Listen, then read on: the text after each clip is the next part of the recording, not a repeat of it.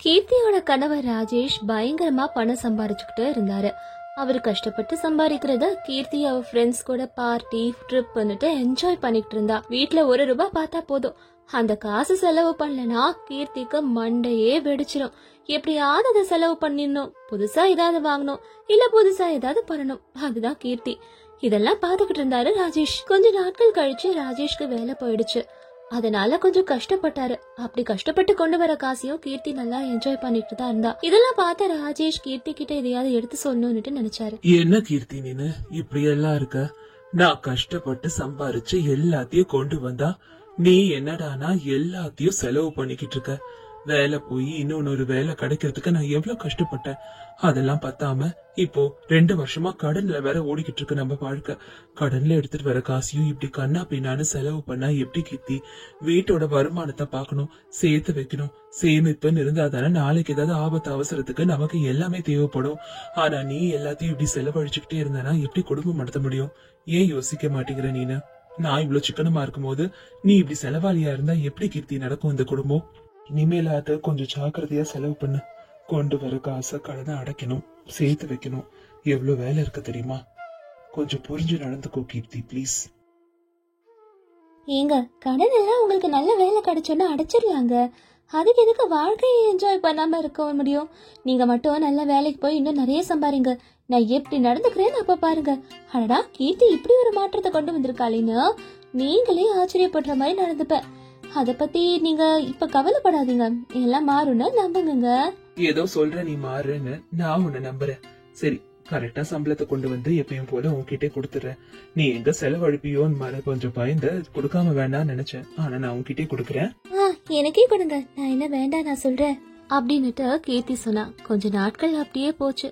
ராஜேஷ்க்கும் நல்லபடியா ஒரு வேலை கிடைச்சது. மறுபடி அவரு நல்லா சம்பாதிக்கவும் ஆரம்பிச்சாரு. அந்த காசை கொண்டு வந்து திரும்ப கீர்த்தி கிட்டே கொடுப்பாரு ராஜேஷ். கீர்த்தியும் அப்பையில இருந்து காசு சிக்கனமாவே செலவு பண்ண ஆரம்பிச்சா.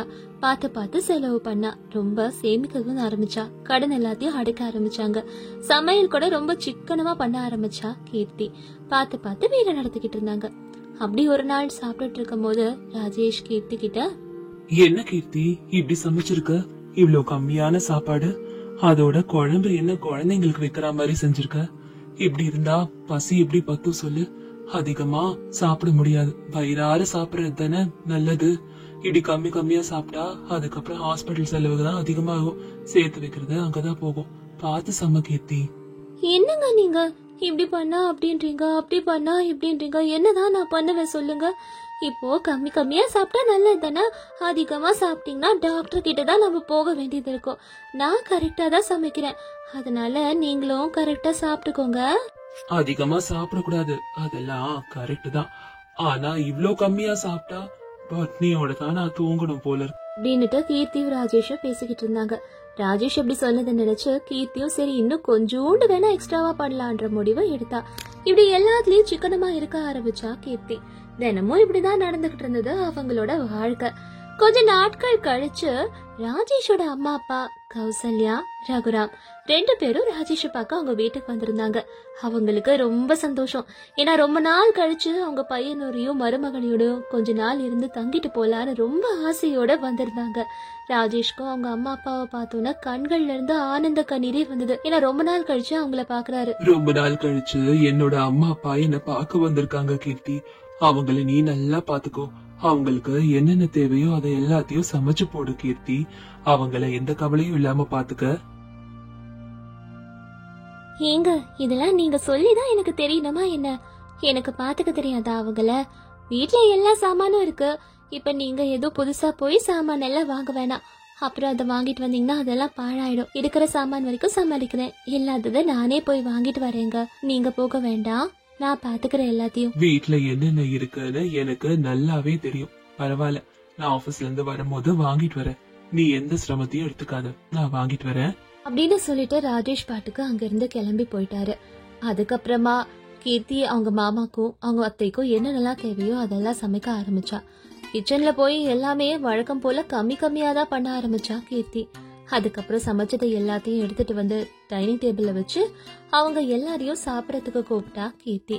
அதை நீட்டா அழகா பிளேட்ல அடுக்கி வச்சிருந்தா. அப்புறம் அவங்க மாமியாரையும் மாமனாரையும் கூப்பிட்டா, ராஜேஷையும் கூப்பிட்டா. 4 பேரும் சேர்ந்து சாப்பிடலான்னு டைனிங் டேபிள்ல உட்காந்து சாப்பிட ஆரம்பிச்சாங்க. கீர்த்தி அன்னைக்கு ரொம்ப ரொம்ப நல்லா சமைச்சிருந்தா. 4 பேரும் உட்காந்து சாப்பிட ஆரம்பிச்சாங்க. மாமா, நான் நல்லா சமைச்சிருக்கேனா? உங்களுக்கு எல்லாமே பிடிச்சிருக்கா? ரொம்ப ரொம்ப அருமையா ருசியா இருக்கு. உனக்கு இவ்ளோ நல்லா சமைக்க தெரியும்ன்றதே எனக்கு இப்பதாமா தெரியும். ரொம்ப நல்லா இருக்கு. ஆமா கீர்த்தி, ரொம்ப ரொம்ப நல்லா சமைச்சிருக்க. ஏங்க, நீங்க நிறைய சாப்பிடுவீங்கன்னு தெரியும் இவ்ளோ ருசியா இருந்தா. இருங்க, நான் போய் இன்னும் அவ சமைச்சிருக்க குழம்பு, அதுக்கப்புறம் என்னெல்லாம் இருக்கோ எடுத்துட்டு வந்து டைனிங் டேபிள்ல வைக்கிறேன். எல்லாரும் சாப்பிடலாம். கௌசல்யா அம்மா கிச்சனுக்கு போறாங்கன்னு கேள்விப்பட்டோன்னா கீர்த்தி பயந்துட்டா. கௌசல்யா அம்மா கிச்சனுக்கு போனோன்னா அங்க பார்த்தா எல்லாம் காலி பாத்திரமா இருந்தது. ஒண்ணுமே புரியாம குழம்பி போய் டைனிங் டேபிள் கிட்ட வந்தாங்க கௌசல்யா அம்மா. என்னம்மா கீர்த்தி, 2 பேருக்கு சமைக்கிற மாதிரி சமைச்சிருக்க போல இருக்கு. 4 பேர் இருக்கோம்ல, கொஞ்சம் அதிகமா சமைக்கணும்ல. ஓ, உனக்கு தெரியல நினைக்கிறேன். நாளையில இருந்து நானே உன் கூட மாட இருந்து அளவு எல்லாத்தையும் சொல்லி கொடுக்கறேன், சரியாமா?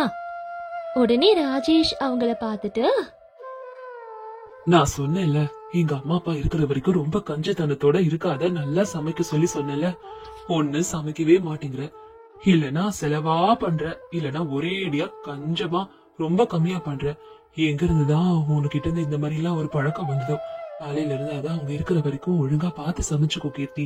பெரியவங்க, அவங்களுக்கு பிடிச்ச மாதிரி நடந்துக்கும். இவ்வளவுதான் என்னால சொல்ல முடியும். பார்த்து நடந்துக்கோ. இங்கேயும் கஞ்சத்தனத்தை காட்டிடாத, அப்புறம் எல்லாருக்கும் உன் மேல கோவம் வரும். என்னங்க அத்தை மாமா இருக்காங்க, அவங்க முன்னாடிதான் இப்படி எல்லாம் ஜோக் அடிப்பீங்களா என்ன வச்சுட்டு?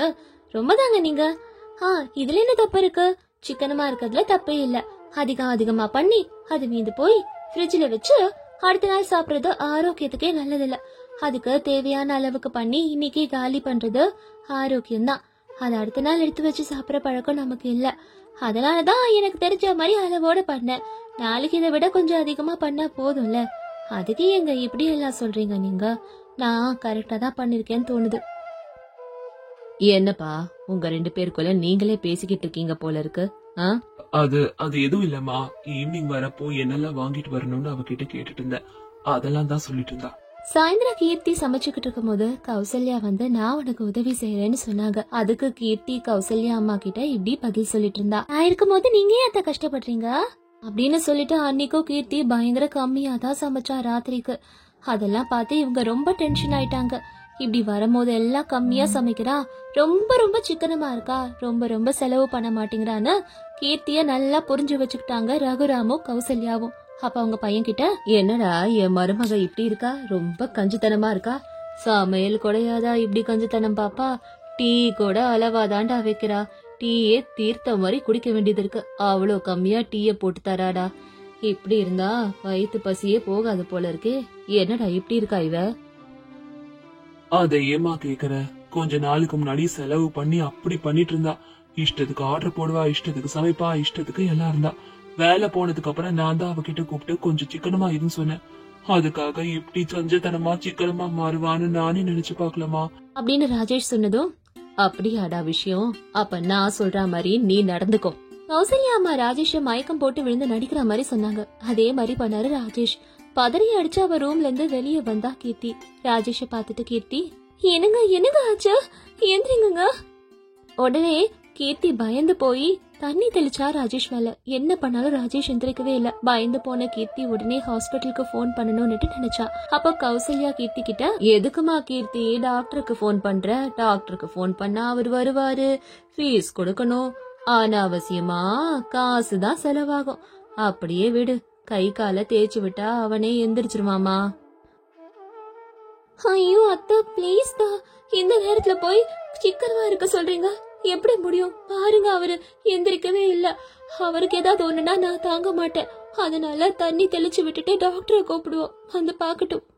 அப்புறம் நீ போடுற சாப்பாட்டுக்கு என் பையன் மயக்கம் போட்டு விழாம என்ன ஆகுவானா? நீ செய்யறதெல்லாம் அநியாயம். ஆனா என் பையன் மட்டும் ஆரோக்கியமா இருக்கணும்னா எப்படிமா? வெளிய வேலைக்கு போறவங்க வயிறார சாப்பிட்டாதான் ஆரோக்கியமா இருப்பாங்க.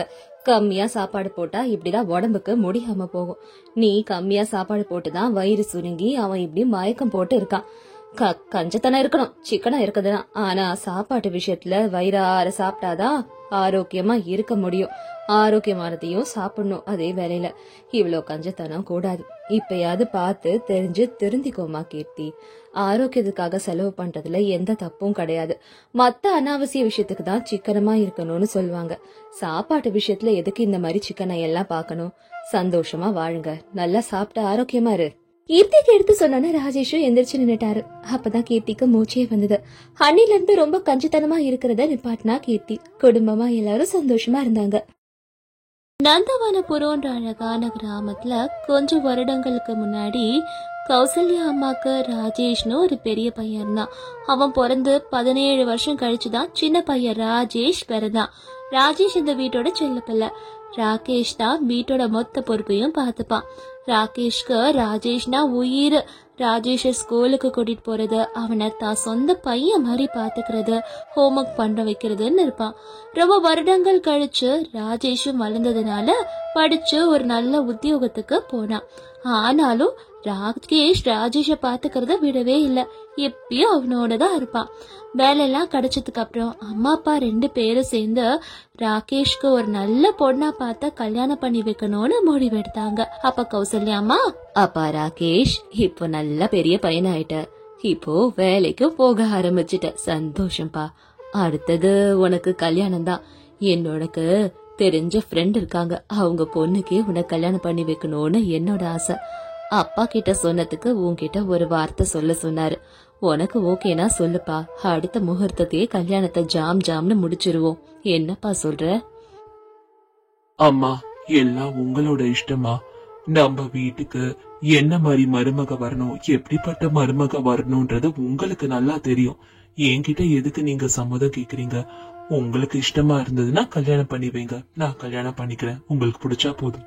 ராகேஷ் அப்படி சொன்னதுக்கு அப்புறமா கௌசல்யா அம்மா சந்தோஷப்பட்டாங்க. ராகேஷ்க்கும் கீர்த்திக்கும் கல்யாணம் பண்ணி வைக்கணும்னு 2 வீட்டு ஆளுங்களும் முடிவு பண்ணாங்க. கீர்த்தி ஒன்னும் பெருசா படிக்கல.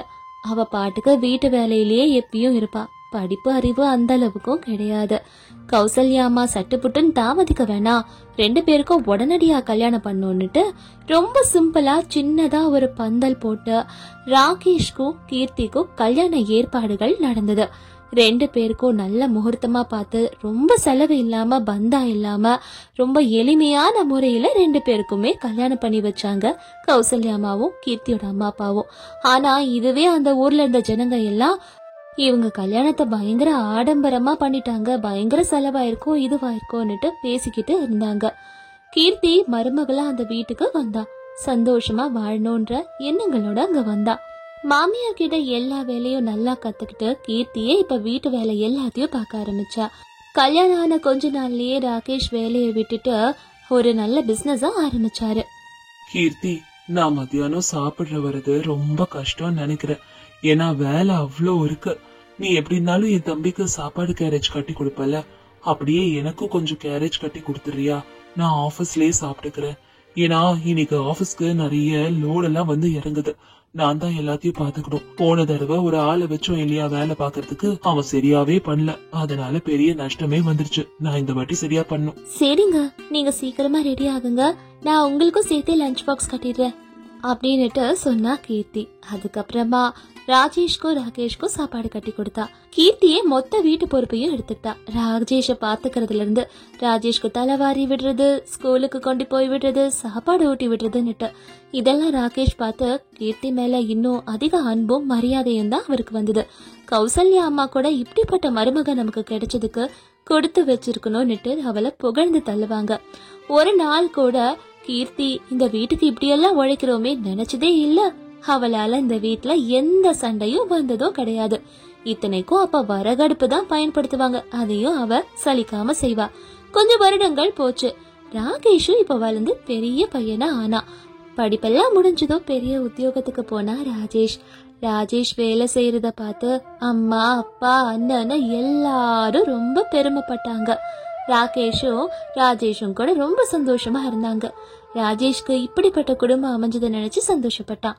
கொஞ்ச நாட்கள் கழிச்சு ராஜேஷ் வீடு புதுப்பிக்கணும், வீட்டுக்கு தேவையான வசதியான சாமான்கள் எல்லாம் போடணும், பழைய வீடை ரெனோவேட் பண்ணி புதுசா மாத்தணும்ன்ற ஐடியால எல்லாம் பண்ணிட்டு இருந்தாரு. அப்போ அவங்க அண்ணன் ராகேஷ் ராஜேஷ் கிட்ட இப்படி சொல்லிட்டு இருந்தாரு. எதுக்குடா இதெல்லாம்?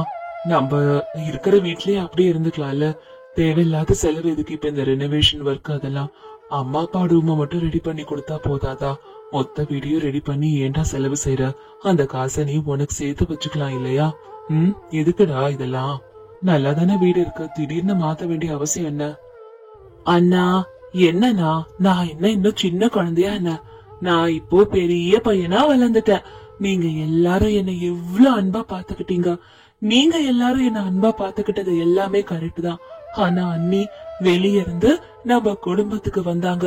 அவங்க சொந்த பையன் மாதிரி அம்மாவை விட அதிக அன்பு காட்டி என்ன வளர்த்திருக்காங்க. அவங்க கஷ்டப்படுறத பார்க்கும் போதுதான் எனக்கு மனசுக்கு கஷ்டமா இருக்கு.